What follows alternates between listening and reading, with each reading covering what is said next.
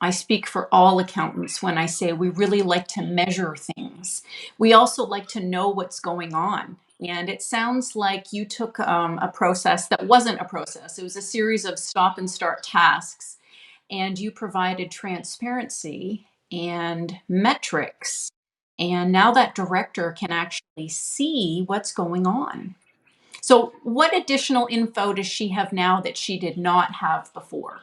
It's a great question. So I'm big on metrics too. There's no way I can prove that I had any value with my systems unless I can show metrics at the end as well.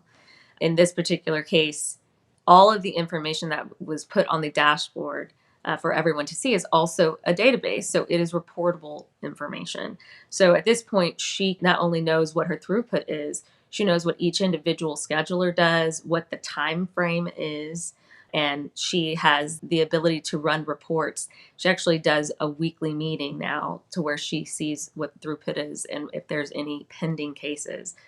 Before she there was no way for her to know if somebody was pending or had fallen through the cracks. And now it's very obvious that an employee has been placed on a dashboard and has not been taken care of. So she's no longer getting phone calls about employees that she does not know about. So she was really happy with that. Yes, absolutely. Now, when you have access to information like that as the decision maker, that might help you with future resource allocations, right? As we need to move employees from one geopolitical area to another for, disturbances in progress, that may mean more work for particular employees. So reallocating things based on having metrics and seeing workflow would really help. Absolutely. If you know what your busy times of year are, you know what your slow times of year are, you know if one country is out of nowhere booming, and you get to make really you get to be quick in pivoting and making adjustments in your work. So whenever you can pivot to where the work is, you're always going to be allocating your resources better. Now tell me, I have to believe that the director is really excited about these changes, but how do the employees feel about them? That's a very good question. So, like I said earlier, you have to have employee buy-in. They can sabotage a really great system if they don't feel close to it, if they don't feel part of the project. So, that's one of the things that's really important to me is to meet with employees and find out what I can do for them. And so, in this case, I have taken away this horrible inbox of hundreds of emails that they now do not have to read. They don't have to read emails that don't apply to them.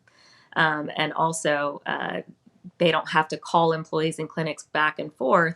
The information has been automatically sent to them. They like that. That was one of the pieces of information that I gathered at the beginning of the process, asking them, "Hey, what don't you like about your job? What do you wish that we could, take off of your plate?" And that was one of the items. Just it's so hard to get a hold of employees, or when you do, sometimes they give you, not the right information, or they don't fill out the forms correctly. So then when we have a piece of automation taking care of that interaction between them and the employee, that just made them very happy. So past that, they were bought in. So there have been very few complaints, and I don't call them complaints. I always call it feedback. It's good feedback. We can adjust programs based on anything that isn't a perfect fit. So if the schedulers are happy, if the employees are happy, and the management is happy, I'm happy.